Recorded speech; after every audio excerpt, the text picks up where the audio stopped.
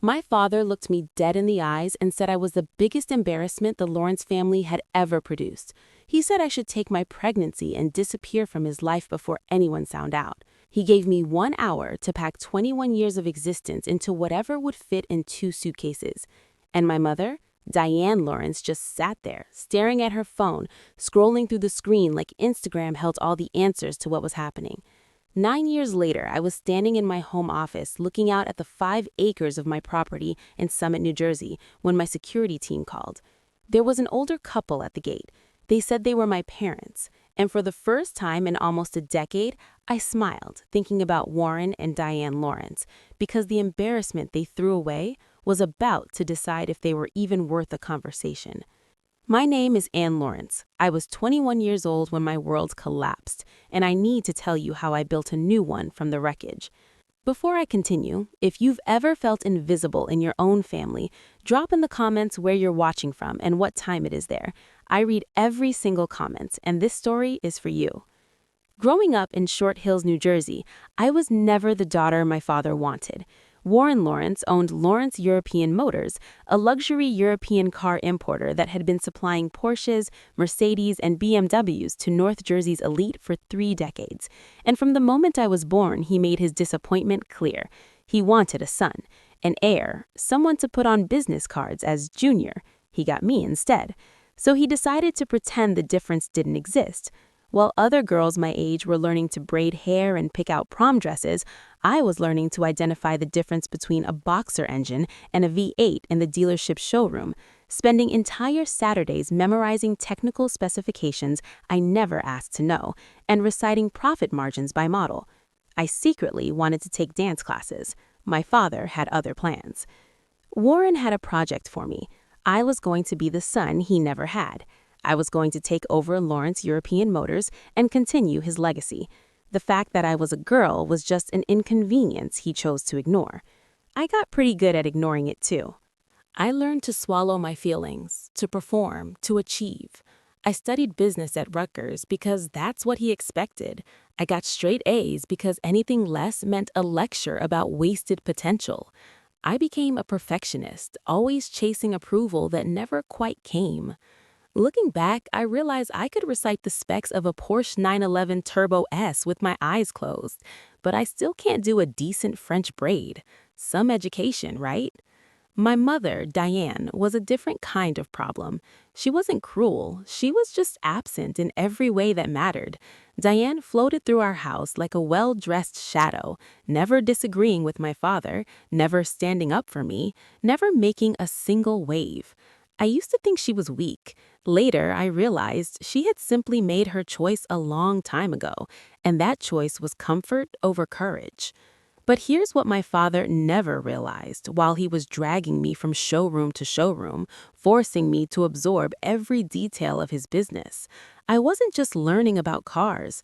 I was seeing every flaw in his system, every inefficient process that cost sales, every lost customer due to lack of proper follow-up, every dollar wasted on outdated management that more modern competitors had already abandoned. I kept it all in spreadsheets nobody asked for, in observations I never shared. Not for revenge, not yet, just because that's who I was. If someone had told me that in just 8 months I would lose everything, my family, my future, and the man who swore he loved me, all in the same 24 hours, I would have laughed. But life has a cruel sense of timing, and mine was about to run out. Then I met Derek Hollis. Looking back now, I should have known that any man whose smile could convince you the sky was green was probably lying about the color of everything else, too. But I was 21 and desperate to be loved by someone who actually saw me as a woman, not as a succession project. So when this handsome 25-year-old sales manager from a rival dealership started talking about our future like it was already written in the stars, I believed every single word.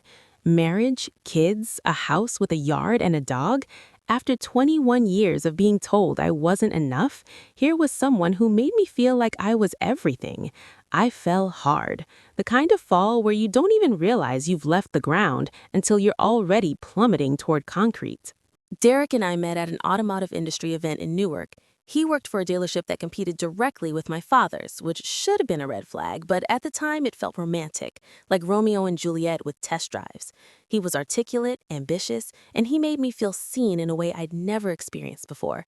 Not as Lawrence's daughter, not as the future heir, just as Anne. 8 months into our relationship, I found out I was pregnant. Terrified doesn't begin to cover what I felt. But Derek seems happy. He talked about baby names, about nursery colors, about teaching our kid to ride a bike in the park near his apartment. I let myself believe him. I let myself hope. That was my first mistake. Derek started getting distant, busy with work, he said, traveling more, he said. I pushed down my worries because I needed the fairy tale to be real. I needed something in my life to not be a disappointment. My second mistake was telling my parents. I planned to announce my pregnancy on Sunday dinner. Derek was supposed to be there with me, but he canceled last minute. Work emergency, he claimed. So I sat alone across from Warren and Diane Lawrence, pushed my food around my plate, and finally said the words that would change everything. My hands went ice cold under the table. I could feel my heartbeat in my throat, pounding so loud I was certain they could hear it across the dining room. My father's face went through several stages. Confusion first, then disbelief, then something cold and hard settled into his features, something I had never seen before in 21 years. My mother just froze, her fork halfway to her mouth, a statue in pearls and silence. Warren didn't yell at first. That would have been easier. Instead, he spoke in this quiet, controlled voice that was somehow worse than any scream.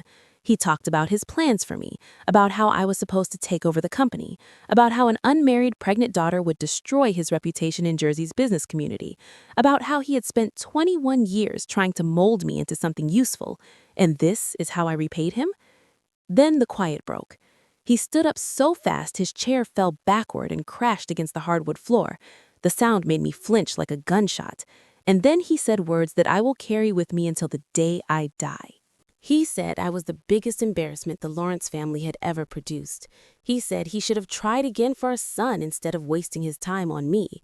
He told me to take my pregnancy and get out of his house. I looked at my mother, begged her with my eyes to say something, anything, to defend me just this once. Diane stared at her phone like it was the most fascinating thing she had ever seen. Warren gave me 1 hour.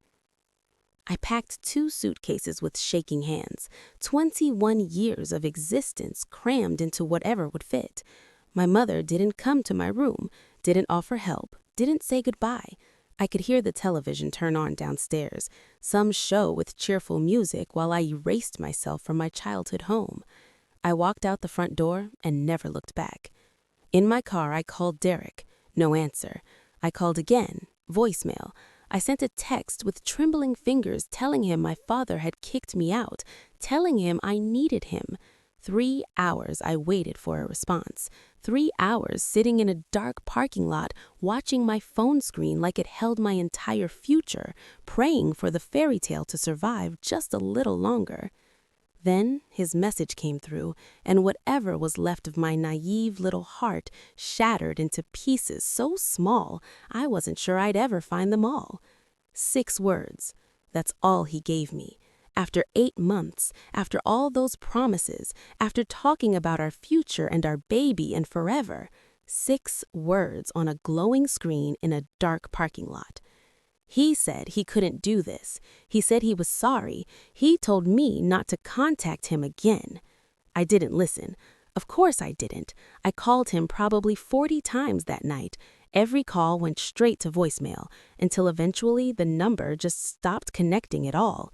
He had blocked me. The man who talked about our children's names had blocked me like I was a telemarketer. The next morning, I drove to his apartment. I needed answers.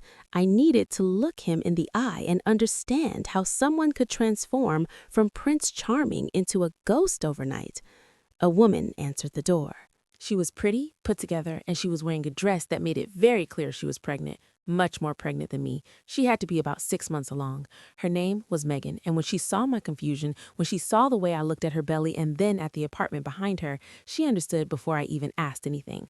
Megan explained in a voice that wasn't cruel, just tired, that she and Derek had been together for 3 years, engaged for one. She got pregnant 4 months ago.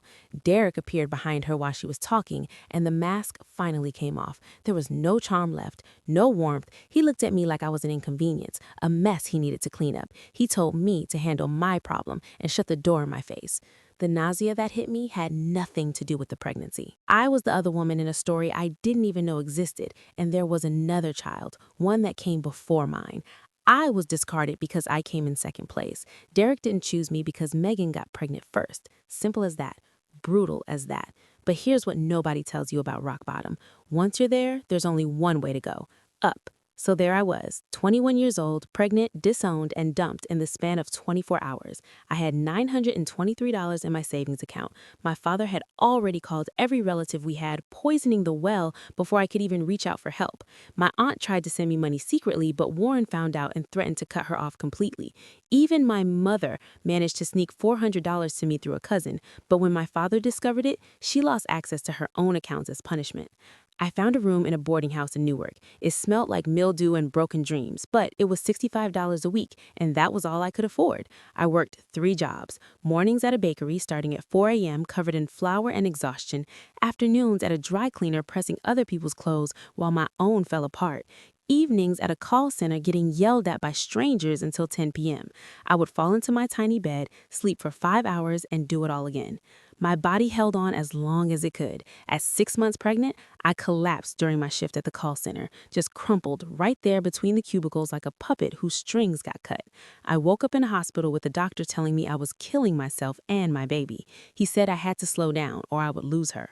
I quit 2 of my jobs. I had no choice. I survived on 1 income, food stamps, and a level of anxiety that probably should have had its own zip code. My daughter was born in April. I named her Ivy, like the plant and like the symbol of growth that persists even in the harshest conditions. She came into this world in a delivery room with no family waiting outside, no father pacing the halls, no grandparents eager to hold her. Just me, exhausted and terrified, and more in love than I had ever been in my entire life.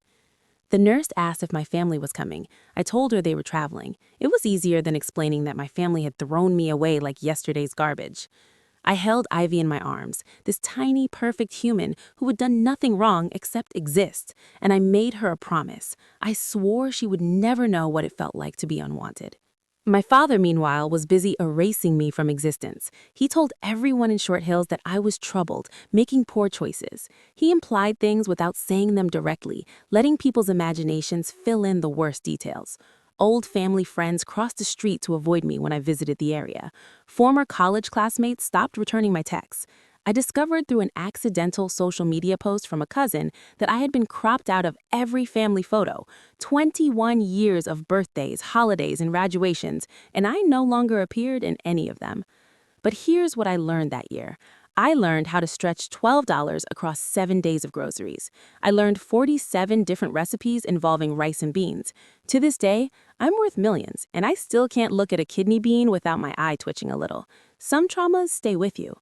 The wound that cut deepest wasn't my father's rage, though. It was my mother's silence.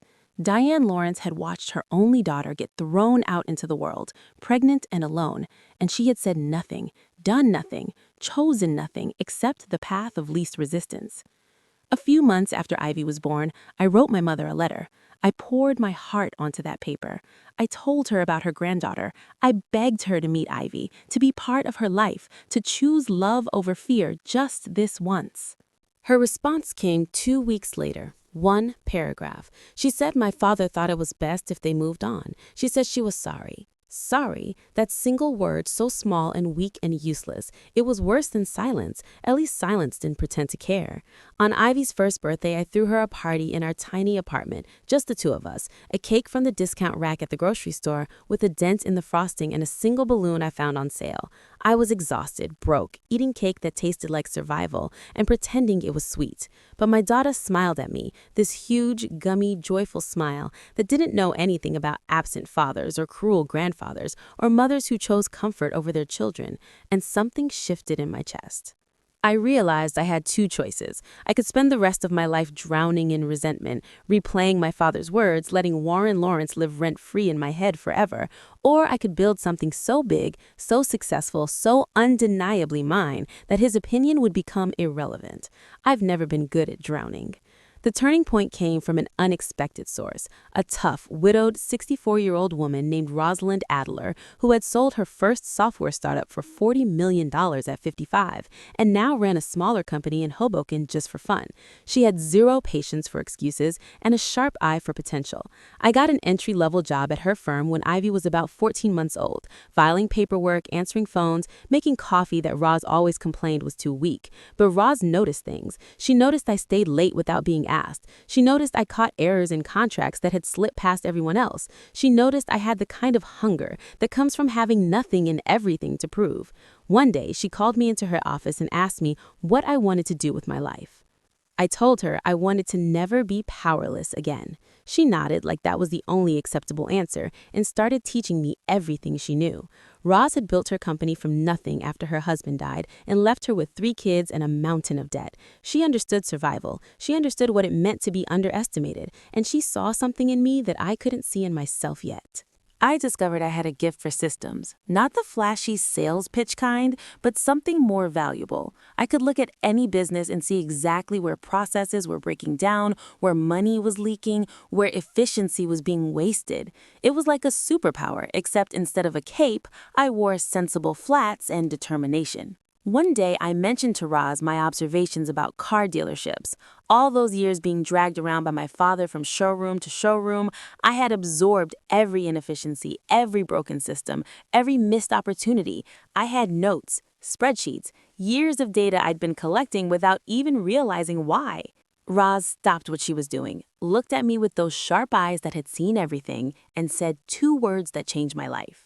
She said, "That's a product." Before we continue, I need to take just a second to say thank you. If this story is hitting home for you, please take a moment to like this video and subscribe to the channel. It truly means everything to me. And tell me in the comments where you're watching from right now and what time it is. I read every single one. Thank you from the bottom of my heart. Now, back to the story. I developed the concept for Autopilot Pro, a software platform for dealership management. Everything I had observed for years, every inefficiency, every broken process, every opportunity for improvement, I turned into a system that could revolutionize how dealerships operated. Roz invested the initial capital. I worked through the night, programming books and tutorials spread across my kitchen table while Ivy slept in the next room. I drank enough coffee to fuel a small spacecraft. But it wasn't just business that Roz gave me. It was the little things, the things I didn't know I was starving for until someone finally offered them. Roz showed up at Ivy's dance recital at daycare. I hadn't even told her when it was. She found out on her own. She called on Sundays just to check how I was doing, not because she needed something, just because she cared. On my birthday, there was a cake waiting at the office with my name spelled right and candles and everything. She remembered. After a particularly tough negotiation that I closed, she looked at me and said 4 words I had never heard from my own parents. She said she was proud of me. For the first time in 25 years, I understood what family was supposed to feel like. It wasn't about blood. It was about choice. It was about showing up. It was about remembering. 3 years later, 847 dealerships were using Autopilot Pro, recurring revenue of $2.3 million per year. I wasn't anybody's employee anymore. I was CEO. And here's the irony that makes me smile to this day. The platform that made me a millionaire was built with every single piece of knowledge my father forced me to learn. He trained me to take over his business. Instead, I built one that would make his obsolete. I should tell you about Nathan, too. Nathan Okafor was a software developer, 35 years old, divorced with a young son, brilliant at his work, and patient in a way that felt foreign to me. We met at an industry conference when I was 29. He was presenting on systems architecture. I was pretending to take notes while secretly judging everyone's business cards. He asked me to coffee afterward. I said no. He asked again a month later. I said no again. The third time, 6 months after that, I finally said yes, mostly because his persistence had become impressive enough to reward. Here's the thing about Derek Hollis. He didn't just break my heart. He broke my ability to trust. For years after him, I couldn't look at a man's kindness without searching for the hidden agenda. Every compliment felt like the opening move in a con. Every promise sounded like a lie waiting to reveal itself. I had built walls so high around my heart that I wasn't sure anyone could scale them. Nathan didn't try to scale them. He just showed up consistently, respected my boundaries, and proved through actions instead of words that he was exactly who he appeared to be. It took years, literal years of friendship, of slow trust building, of him never once pushing for more than I was ready to give. By the time Ivy was 8, Nathan and I were officially together. He had earned that place in my life the hard way, which is the only way that matters. Meanwhile, I kept tabs on Lawrence European Motors through public records and industry gossip. Not obsessively, just occasionally enough to know that my father's empire was crumbling while mine grew. Warren had lost 2 major contracts to competitors who were younger, hungrier, and more adaptable, some of them using Autopilot Pro, ironically. He had taken a second mortgage on my childhood home, the house he had kicked me out of with such righteous fury. My mother's sister mentioned at a community event that Warren's pride wouldn't admit they were struggling. He was still pretending everything was fine while the foundation rotted beneath him. I felt nothing when I heard these things. No satisfaction, no pity, just a kind of distant acknowledgement, like reading about a stranger's misfortune in the newspaper. Then I saw the listing. Thornfield Estate, 6 bedrooms, 5 acres, a historic property in Summit that had been on the market for 18 months because the asking price was ambitious and the renovation needs were significant. It was 4 miles from my parents' house. It was also in one of the best school districts in New Jersey, perfect for Ivy as she approached her high school years. The property had incredible bones, and I could already see exactly what it could become. I told myself I was buying it because it was a good investment, because Ivy deserved that backyard I had promised her when she was 3, because Summit schools would give her opportunities that mattered. All of that was true, but I'd be lying if I said I didn't smile when I signed those papers. Some purchases are practical, some purchases are poetic. This one was both. We moved into Thornfield Estate 2 weeks before Ivy's 9th birthday. I was 30 years old, self-made, successful beyond anything my 21-year-old self could have imagined. I had a daughter who knew she was loved, a partner who had earned my trust, and a home that belonged entirely to me. I didn't think about my parents. I didn't need to. But Short Hills is a small town, and secrets have a very short shelf life. The whisper started within days of my moving in. People talk, people notice, and when the disowned daughter of Warren Lawrence suddenly appears in a historic estate worth more than most people's lifetime earnings, people definitely talk. I heard the rumors secondhand through Nathan, who heard them from a colleague, who heard them from a neighbor. Did you hear Warren Lawrence's daughter is back? The one he kicked out years ago? She's living in Thornfield Estate, the $8 million property? Can you believe it? The rumors spread through Short Hills like wildfire through dry grass. Everyone knew, except apparently Warren and Diane Lawrence. They existed in their own bubble of denial, still pretending their reputation was intact, still believing no one knew about their financial troubles or their discarded daughter. Diane found out first, at her bridge club of all places. Some well-meaning friend asked if she was excited about having Anne back in town, about having access to her granddaughter. Diane apparently went pale as paper and excused herself early. She told Warren that night. I can only imagine how that conversation went. His face when he realized that his biggest embarrassment, the daughter he had thrown away like garbage, was now living in a house he could never afford. The daughter he had erased from photographs was worth more than he would ever be again. Warren didn't believe it at first, couldn't believe it. He researched Autopilot Pro obsessively, according to what I heard later. found the portfolio, the awards, the industry recognition, found photographs of me at conferences, shaking hands with mayors and developers, looking nothing like the crying girl he had given 1 hour to pack her life. I imagine his face went through several stages during that research: confusion, denial, recognition, and finally something he probably hadn't felt in years: desperation. It was a Saturday morning when the call came. I was in my home office reviewing plans for a new development project, drinking coffee and enjoying the quiet. Ivy was playing in the garden with Nathan's son, their laughter floating through the open window like music. My security team called. Very professional, very neutral. They informed me there was an older couple at the main gate. The couple claimed to be my parents and requested entry to the property. My heart stopped. Then it started again, faster than before. I looked out the window at Ivy, my daughter, happy and innocent, unaware that the people who had rejected her before she was even born were currently standing at our gate, waiting to be let in. I told security to inform them that I would be there shortly. Then I made them wait 43 minutes. I would love to tell you it wasn't pettiness, that I genuinely needed that time to compose myself, to prepare what I would say, to settle my nerves. And that was partly true. But I'd be lying if I said there wasn't some satisfaction in knowing Warren Lawrence was standing outside a gate waiting for permission to enter, while his daughter took her time deciding if he was worth the effort. Some things you earn through patience, other things you earn through making people wait. When I finally walked down to the gate, I saw them clearly for the first time in 9 years. Warren had aged badly. The stress of financial ruin was written across his face in deep lines and gray skin. He had lost weight, but not in a healthy way, in the way that comes from worry eating you alive from the inside. Diane stood slightly behind him, smaller and frailer than I remembered, her eyes red like she had been crying recently.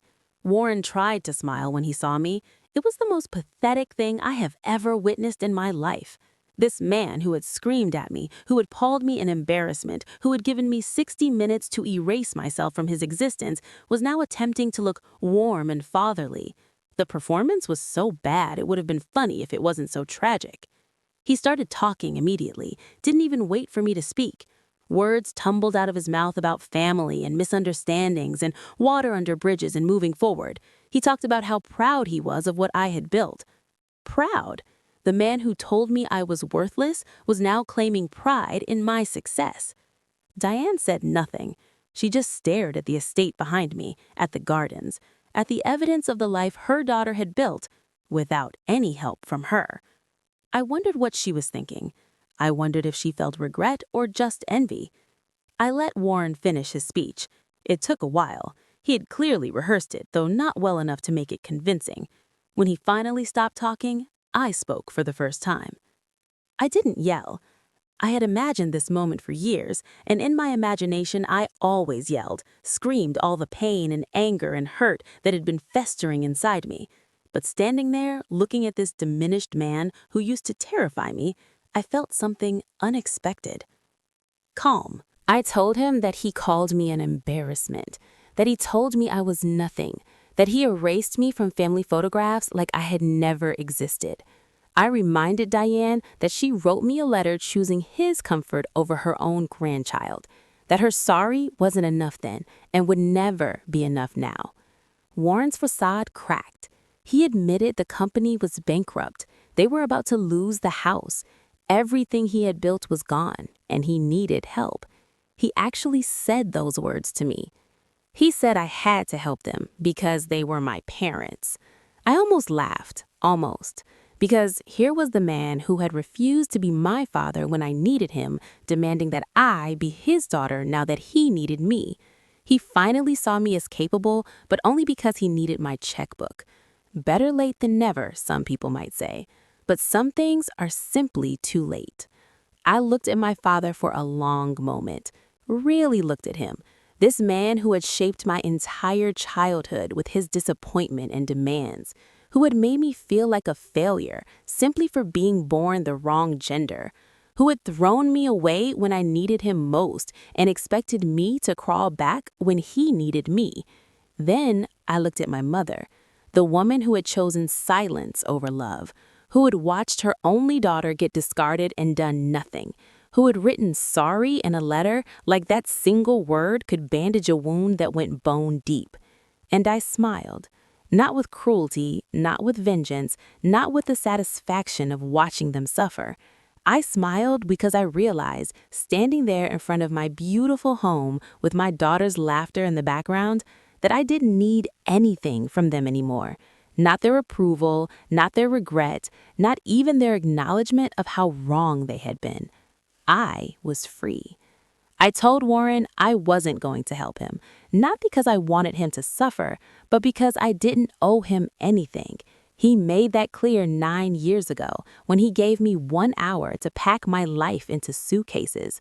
The debt between us was settled the moment I walked out his door.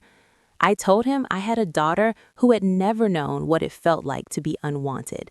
That was my legacy, not saving people who threw me away when I was at my lowest. Then I turned to Diane specifically. I told her she could have left him. She could have chosen me. She could have been a mother when it mattered. She didn't. That was her choice, her right to make, and this was mine. Warren tried anger first, raised his voice, talked about everything he had done for me growing up, tried to make me feel guilty. It bounced off me like rain off glass. His anger had no power anymore. Then he tried guilt, reminded me they were old, that they had nowhere to go, that I was their only child. I felt nothing. The guilt he was trying to summon had been burned out of me years ago. Finally, he tried something that looked almost like genuine remorse. His voice cracked, his eyes got wet. He said he was sorry, that he had been wrong, that he had made the biggest mistake of his life. Too little, 9 years too late. I told him I hoped he found peace, but he wouldn't find it here. Not at my gate, not in my home, not in my life.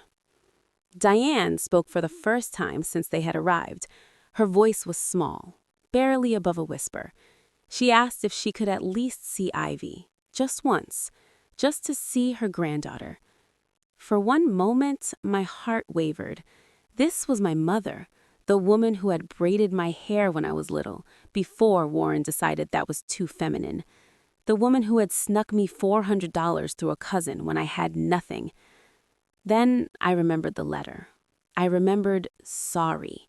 I remembered the years of silence, the years of choosing him over me, the years of letting me struggle alone while she preserved her comfortable life. I told him Ivy didn't know she existed, and that keeping it that way was the kindest thing I could give my daughter. Diane's face crumpled. Warren put his arm around her, still trying to maintain some dignity, still playing the role of protective husband, even though he had protected nothing. They left slowly, like they were hoping I would change my mind. I watched them walk back to their car, a vehicle that was older than it should have been, showing the kind of wear that comes from deferred maintenance and stretched budgets. They drove away. I stood at my gate until their car disappeared around the corner, and I felt lighter with every inch of distance between us. Ivy came running up a few minutes later, Nathan's son chasing behind her. She asked who those people were. I looked at my daughter, this beautiful, happy, confident girl who knew she was loved every single day of her life, who had never been called a mistake, who had never been made to feel like she wasn't enough. I told her they were nobody important, and I meant it. That evening, Nathan came over for dinner. We sat in the garden watching the kids play, eating food that I had actually paid someone else to cook because I could afford that now, because I had built something from nothing and I was allowed to enjoy it. Ivy showed Nathan her latest drawing, our family, our house, our big backyard with trees and flowers and a swing set, 4 figures holding hands, me, her, Nathan, and his son beside them. A family that had nothing to do with blood and everything to do with choice. I looked at my life, at the daughter I had raised alone through the hardest years, at the man who had earned my trust with patience and consistency, at the home that belonged entirely to me, paid for with money I had made through my own intelligence and effort. Not a single piece of it came from Warren or Diane Lawrence. And that's exactly the way it should be. Those who discard their children don't get to claim their success. I rose from the ashes because I had to. My parents never even tried to strike the match. Thank you so much for watching. If this story touched you, please hit that like button and subscribe to the channel. And tell me in the comments, have you ever had to build your own family? I read every single one. See you in the next video.